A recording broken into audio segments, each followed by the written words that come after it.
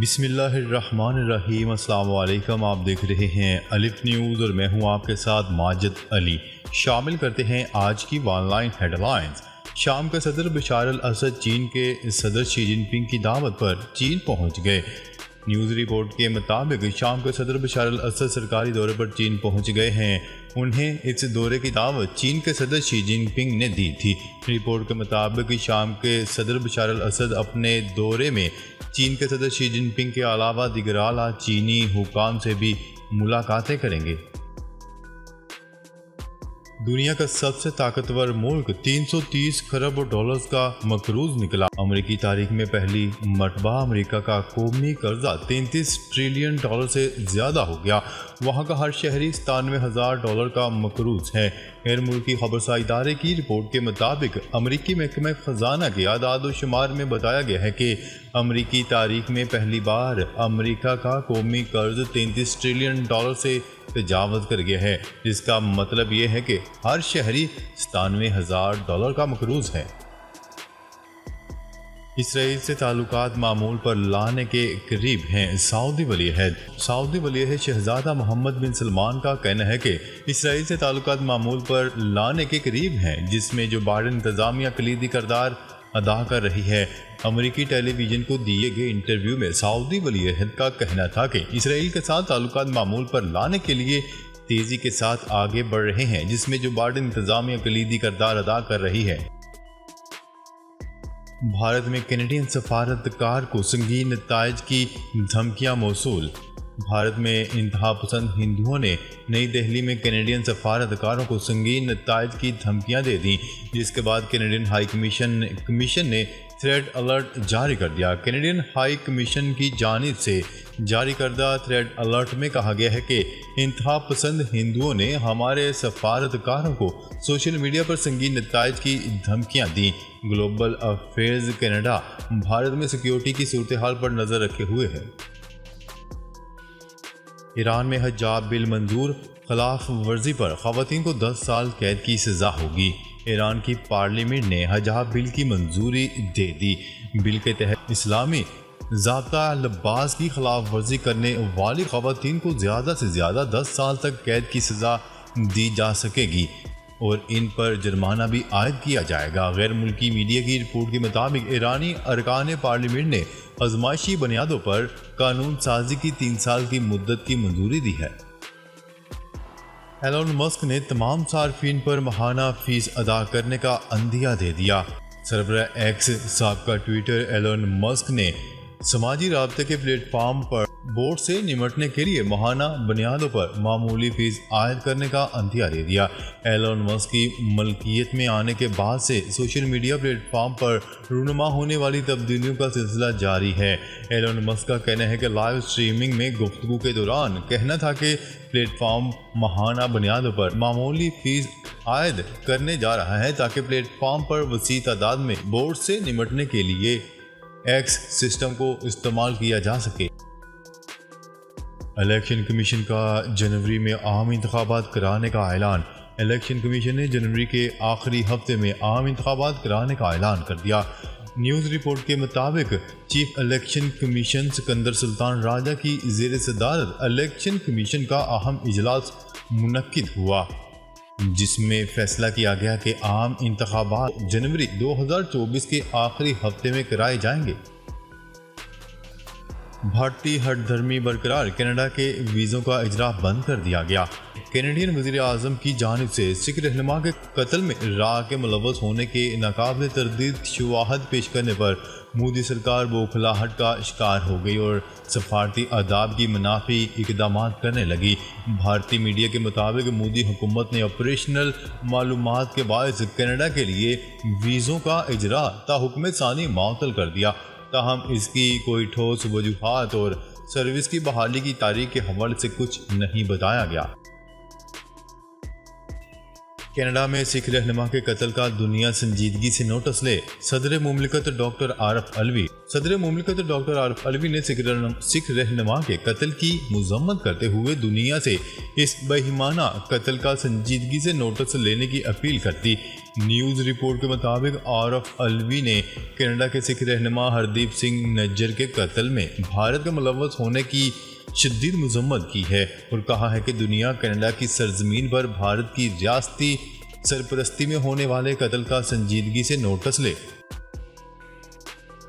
سعودی عرب پانی کے بڑے منصوبے کا اعلان۔ مدینہ منورہ اور مکہ مکرمہ کے لیے پانی کے بڑے منصوبے کا اعلان کر دیا گیا۔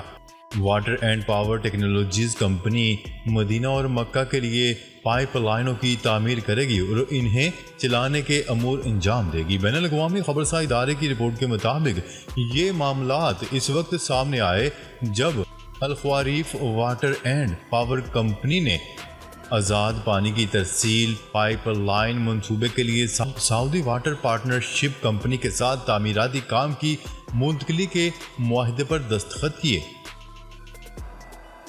ایران نے نیوکلیر ہتھیار حاصل کیے تو پھر ہم بھی حاصل کریں گے، شہزادہ محمد بن سلمان۔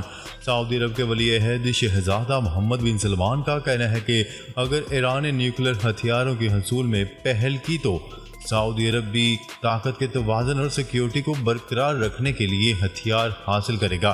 امریکی ٹیلی ویژن کو انٹرویو میں شہزادہ محمد بن سلمان کا کہنا تھا کہ چین کی سالسی میں ہونے والے معاہدے کے بعد سے ایران کی جانب سے سعودی عرب کے ساتھ تعلقات کی بحالی کے معاملے پر سنجیدہ اقدامات کیے جا رہے ہیں۔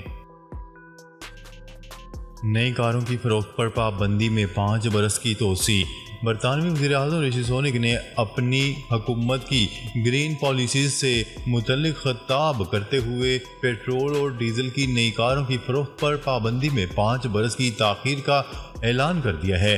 اس حوالے سے ڈاؤننگ اسٹریٹ میں خطاب کے دوران برطانوی وزیر اعظم کا کہنا تھا کہ پیٹرول اور ڈیزل سے چلنے والی کاریں اب 2030 کی بجائے 2035 میں فروخت ہو سکیں گی۔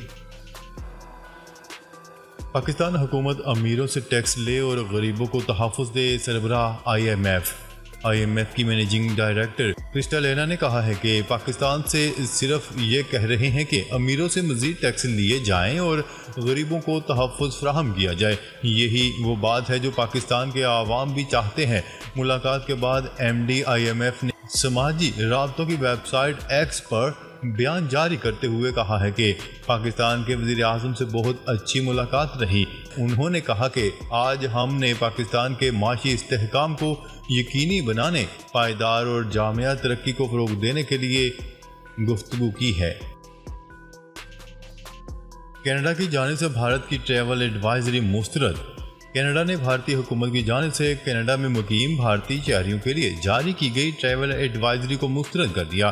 کینیڈا کی پبلک سیفٹی منسٹری نے بھارت کی جانب سے ٹریول ایڈوائزری جاری کرنے کے بعد رد عمل دیتے ہوئے کہا ہے کہ کینیڈا تمام لوگوں کے لیے محفوظ ملک ہے۔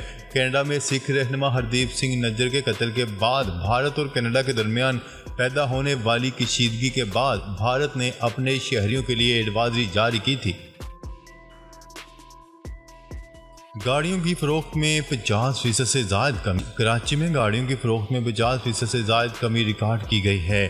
فی لیٹر پیٹرول اور ڈیزل کی بلند ترین قیمتیں، مہنگی فائنانسنگ اور صارفین کی جانب سے طلب میں کمی کی وجہ سے گاڑیوں کی فروخت میں کمی ہو گئی۔ شہریوں کا کہنا ہے کہ بنیادی ضروریات پوری کرنا مشکل ہے، گاڑی کیسے خرید سکتے ہیں، جبکہ شو روم مالکان نے بھی صورتحال سے پریشان ہو کر کہا ہے کہ شو روم بند ہونے سے کئی افراد بے روزگار ہو جائیں گے۔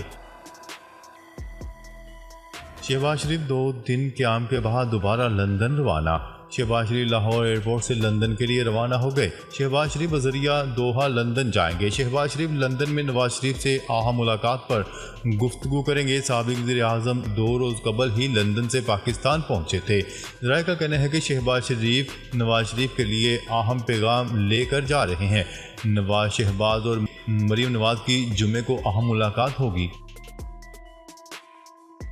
22 ستمبر سے 24 ستمبر تک گرج چمک کے ساتھ بارش کی پیشگوئی۔ محکمہ موسمیات نے ملک کے مختلف علاقوں میں جمعے سے اتوار تک موسلادھار بارش کی پیشگوئی کر دی۔ محکمہ موسمیات کے علامی کے مطابق ملک کے مختلف شہروں میں 22 سے 24 ستمبر تک بارشوں کا امکان ہے۔ انٹر بینک میں ڈالر 1 روپے 10 پیسے سستا ہو گیا۔ انٹر بینک میں چوتھے کاروباری روز کے اختتام پر ڈالر کی قیمت مزید کم ہو گئی۔ تفصیلات کے مطابق جمعرات کے روز کاروبار کے اختتام پر انٹر بینک میں ڈالر کی قیمت میں مزید 1 روپے 10 پیسے کی کمی ریکارڈ کی گئی، جس کے بعد ڈالر 292 روپے 78 پیسے کی سطح پر بند ہوا۔ عید میلاد النبی کے موقع پر 29 ستمبر کو عام تعطیل کا اعلان۔